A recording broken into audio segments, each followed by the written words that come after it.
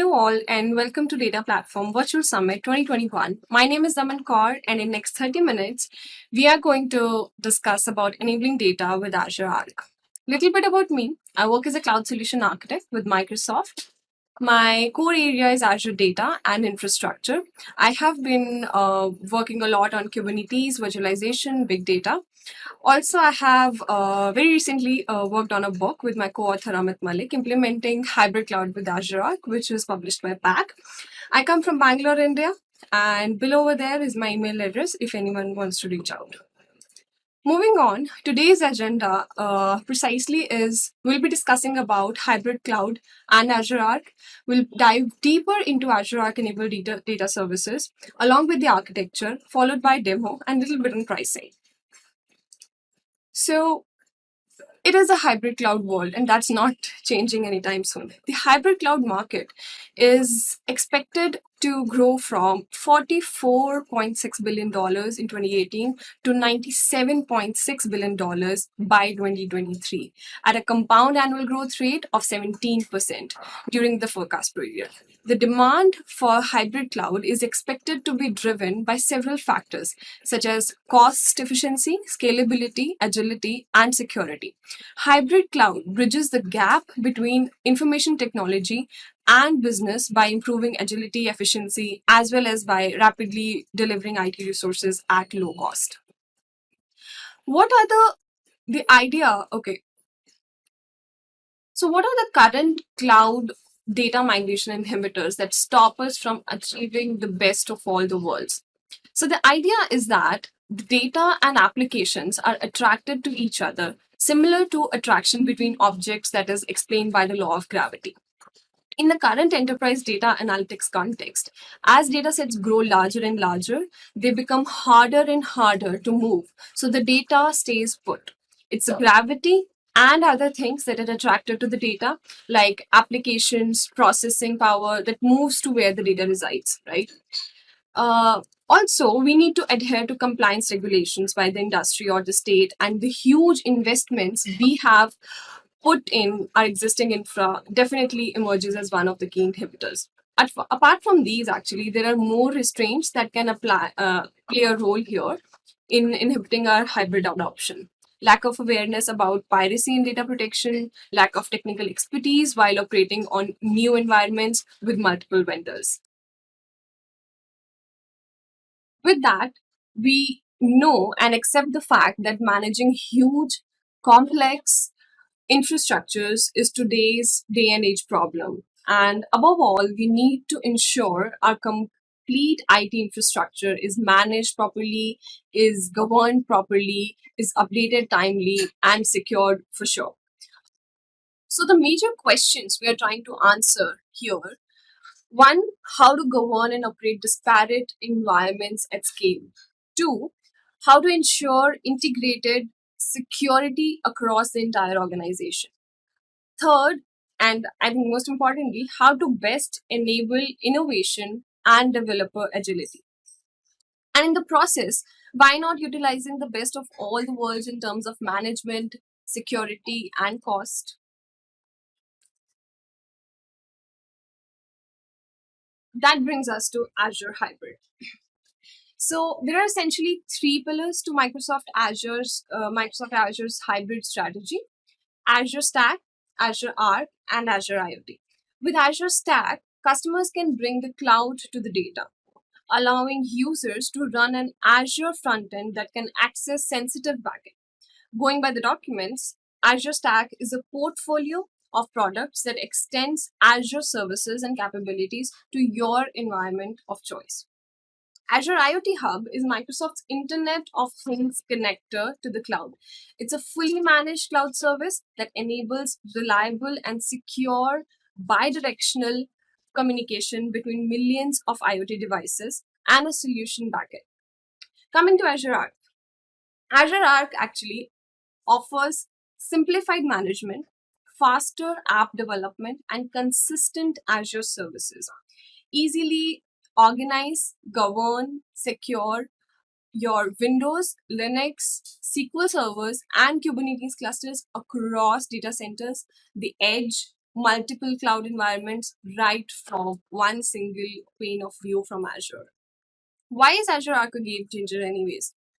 Well, Microsoft is not alienating customers from running legacy hardware and VMs from the hybrid cloud, first of all. VMs are, in fact, treated as first class citizens in the world of Azure Arc. With AKS and Kubernetes, Azure Arc makes it easy to run greenfield applications packaged and deployed as containers.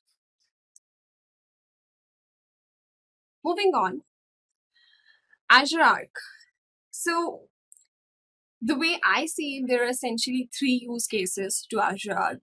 One, it extends its management capabilities, as we have discussed, to different servers and apps running outside of Azure. It could be hosted at your data centers, different clouds, and it provides you a centrally management control plane to organize these resources. That's one. Number two, it allows you cloud style best practices and management capabilities within your compliance boundaries. You can run PaaS like highly automated and compliance regulated applications inside of it using Azure Arc.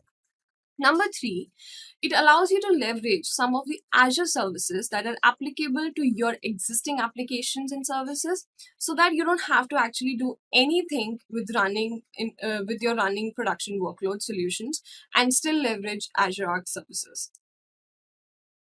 So, what is the problem? The major problems in running our huge, grand, amazing IT infrastructures. How can we leverage Azure's existing plethora of services to resolve those complexities? Your on-premises data services will always stay secure thanks to Azure RBAC and Azure Active Directory, continuous security patches, advanced threat protection, and deep security analysis conducted by vulnerability assessments, courtesy to Azure Security Center. Basically, not just authorization and authentication solutions, we have access to thorough and deep analysis of our complete security end to end with the kind of intelligence that comes with Azure Security Center. Your on premise data workloads will always stay current thanks to automated patching and in place upgrades based on your policy. And there is no more end of support because Azure SQL Managed Instance is evergreen. With cloud automation and elastic scale, we can easily spin up instances with high availability in seconds. On-premise workloads can scale up, down, and out without any sort of application downtime. Plus, customer managed environments benefit from the unique high performance delivered by Azure PostgreSQL Hyperscale. We can achieve management consistency with a single view of all our onboarded resources inside Azure Data Studio or Azure Portal, depending on the direct connected or indirect connected mode we choose. Basically, providing consistent control and governing abilities for all our resources doesn't matter where it resides on your on-prem environment or another cloud. You'll have the same management experience whether you're running Azure SQL or Postgres with backup and monitoring both locally and optionally. You can also choose the cloud. For the first time, actually, all your data is secured wherever it sits with Azure Arc, extending its advanced data security to your entire estate. Even if you face intermittent connections or are in a totally disconnected environments, Azure Arc has it covered. So let's take a closer look to what Arc enabled data services is. In a nutshell, what is Azure Arc enabled data services? It automates Azure Arc actually automates database management tasks for management at scale. While Azure Arc enabled SQL managed instance provides the cloud platform as a service benefits, SQL Server on Azure Arc enabled servers provides capabilities similar to SQL Server on Azure Virtual Machine. So here are the key advantages we are looking at for especially for Arc enabled data services. One, the latest innovations from Azure SQL and PostgreSQL enabled by Azure Arc in any environment. We have database as a service benefits, including automation for setting up high availability and elastic scaling without application downtime. Also, unified management with familiar tools and a modern cloud billing model for hybrid infrastructures. We have support for data workloads with cloud benefits, even in environments without continuous indirect Azure connectivity. Having spoken a lot about advantages and what it can give us, how can we benefit with our existing hybrid infrastructures with Azure Arc, let's take a deeper look onto what the actual architecture looks like and how it operates. So before we dive into demo, we'll look into a deeper detailed architecture view. Of course, we are dealing with databases here, right? So there is some sort of persistent storage layer, and on the infrastructure of our own choice, it can be from different players in the market, be it from hardware players or be it from different public cloud vendors. And it is all abstracted away because we have Kubernetes sitting on top of it. So when you deploy Arc enabled data services, you need to have Arc enabled Kubernetes cluster. Again, it can be your own data center or cloud. You could be using public cloud, any public cloud Kubernetes service, doesn't really matter. You can choose any Kubernetes service as Microsoft has tested and supports all available Kubernetes player in the market. So on the top of that, we deploy what we call Arc enabled data controller. Data controller is the kind of brains of the operation. Think of it as Kubernetes operator. It provides an interface to Kubernetes API, and it provides inbuilt management services, things like built-in monitoring, built-in backup, point-in-time restore, automatic updates, and so on. It also facilitates the back and forth communication where we are sending up the resource inventory information and the billing, optionally logs as well, and metrics and backups for long-term offsite retention. And we are also taking actions based on policy and updating the advanced data security by bringing those down from the Azure. Then you all must be also aware there is variety of different user experience and tools that come into play here with some of these tools like Azure CLI, Azure Data Studio, or Kubernetes native tools. They talk directly to the Kubernetes API locally. So you don't have to have the connection to Azure. If you have the connection to Azure, like we are talking about here, then you can use the Azure portal, Azure CLI, through the ARM APIs or Azure Data Studio with the ARM APIs to operate everything, and you can be anywhere in the world where you just have to have a connection to Azure through these tools. Then you can operate anything inside the environment by having those actions go back and forth over the secure communication channel established by Arc enabled Kubernetes cluster. Moving on, I'm sorry.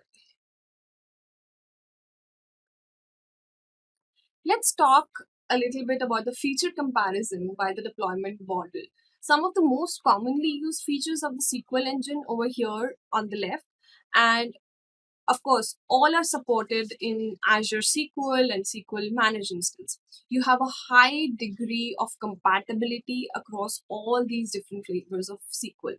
But now, Azure Arc is giving a new feature of running this batch service in your own environment, connected or not directly connected with Azure. So many features here, like security, for example, right?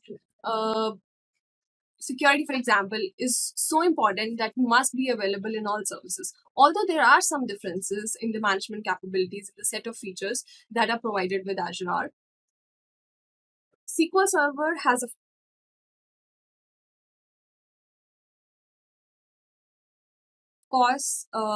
course data security built in, right? We know, right, there is a limitless capacity for scaling when running in Azure data center, but when we talk about running in our self-managed data centers, there can be a limit to how many servers we can scale the capability to, right? So similarly, we as a user are providing the underlying hardware. You would be responsible for the underlying networking, cooling units, racks, high availability, as well as the Kubernetes layer that is underneath all of this. And then, of course, the compliance, right? Certifications concerning all the underlying infrastructure is again taken care by the host. And uh, in terms of data sovereignty, Azure Arc gives the flexibility to keep the data inside the country or data center boundary with pass-like functionality where the data resides. Another key difference in Azure PaaS is Microsoft is operating everything for you in case of Arc-enabled SQL MI here. So Microsoft is providing the software that automates a lot of management tasks for you, right? Automated backups, point-in-time restore, we've all discussed this, automated updates and so on. But ultimately, your team members are managing the data day to day.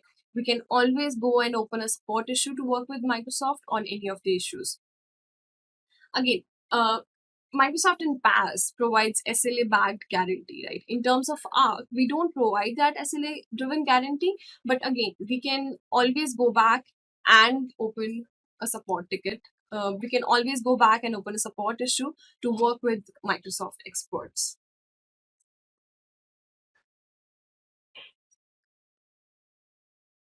With that, let's dive into the demo and figure out how can we create a Azure Arc enabled data controller and how can we access it. All right, let's get started. So I open up Azure Arc Data Controllers, click on Create, and it's as easy as deploying any other resource in Azure actually. So with the first screen, we are pointed at Azure Arc enabled Kubernetes cluster, direct connectivity mode or indirect connectivity mode. We are going ahead with direct, but a little bit on indirect connectivity mode. When we go with deploying a data controller, it ends up giving us a Jupyter notebook, which we can take and go and deploy in our secured data center location, which is not having any internet connection, or at least direct internet connection from all the nodes. So that is how it is helpful. Moving on with direct connectivity node, we click on next, give the subscription information, give the resource group that we have to create. So for example, I here create RG10. I give a data controller name, data controller 1. Custom location. What is a custom location? We are not deploying anything on Azure. We don't need a location. We are deploying everything in our own environment and hybrid environment, for example. So custom location is an Azure resource that represents the namespace on your Kubernetes cluster where the data controller will be hosted. So we need to create a custom location here. Let's look at creating one. How does this experience look like? We give a name, cluster location, name,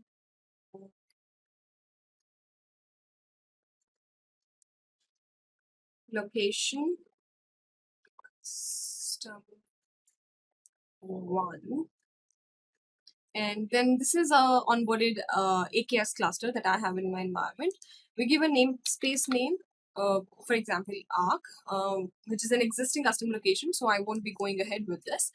Kubernetes configuration template gives you options of deploying a templatized Kubernetes configuration depending on which underlying environment or which underlying offering of Kubernetes do we have running. It could be AKE, EKS from AWS, GKE from Google, KubeADM, OpenShift, and basically all of them. All of them you'll find here. We'll create a login, password, service principal, client ID, and secret. That's it. That's about it. So if you come back here, okay, our data controllers, I have this data controller already running in my environment. So what do we have here? This is my existing data controller that I have in my same AKS Kubernetes cluster that we just came across. The namespaces are, it is in direct connectivity mode and status is ready. Let's look at some of the more details. So we'll head back to home, look for Azure Arc. So this is my interface, or that single plane that we have all been talking about, where I can actually truly manage all my onboarded environments at one place. Of course, you can manage your indirect environments in Azure Data Studio. This is how you can manage your connected environments too. So over here, if you see on the left pane, we have a couple of options that might be of interest. Custom locations. I have this custom location for my Arc Data AKS Cloud. Any onboarded servers, if I have, it could be SQL servers or just Windows machines and Linux machines. Kubernetes cluster running in my environment. The thing to note here is this is an AKS cluster which is spun up in this environment, but also onboarded as an Arc enabled Kubernetes cluster for my this demo. We have SQL servers, which again will be a part of this enabled servers offering. Then if we come down as services, we have SQL MI, which I have created one just for an example and how can we access it. Obviously, we'll go ahead, to Data Studio. We can create databases, manage it from there. And PostgreSQL, I have it, I think it should be spinning up. Oh, it's updating, yeah. So again, we can head to Data Studio and manage it from there. So in a nutshell, basically a lot of other a lot of other offerings that are coming up, such as Azure Arc enabled VMware, Azure Arc enabled intelligent artificial intelligence and machine learning, logic apps, functions, services, which are of course already here. Leveraging all of them, we can have a very functional, secured, and governed environment, which is spread across all the different infrastructures we could think about. It could be physical, it could be VMware, it could be no, sorry. So which is spread across all kinds of hosting platforms. It could be cloud, it could be data centers, it could be virtualized environments, anything and everything. So basically making our lives easier as IT teams to manage and basically leverage the benefits of all the environments, of all the cost benefits, we can actually use them. Coming back to our slides, and the last section where we'll talk about pricing of Azure Arc enabled data services. Some of the key features to the pricing here is 1 week code per month with pay as you go model. When you have license cost included is $153.30, and when you bring your own SQL licenses, you get benefit of Azure Hybrid benefit, and which will cost you extremely less. Along with this, we know Azure Arc enabled data services allow us to run SQL and Postgres databases on-prem multi-cloud. We've already discussed that. Customers would gain Azure innovations and cloud benefits, including cloud billing model that helps to manage costs efficiently and very effectively, really. In addition, SQL Server customers can use, as we said, Azure Hybrid benefit to adopt Azure Arc enabled SQL managed instance without the need to pay for SQL licenses again. With that, I think we are towards the end of this session. And do let me know in the chat window if you have any questions. Keep them running and I'll be happy to answer them. Thanks a lot, Data Platform Summit, giving me this chance to present here. Really honored. Thank you.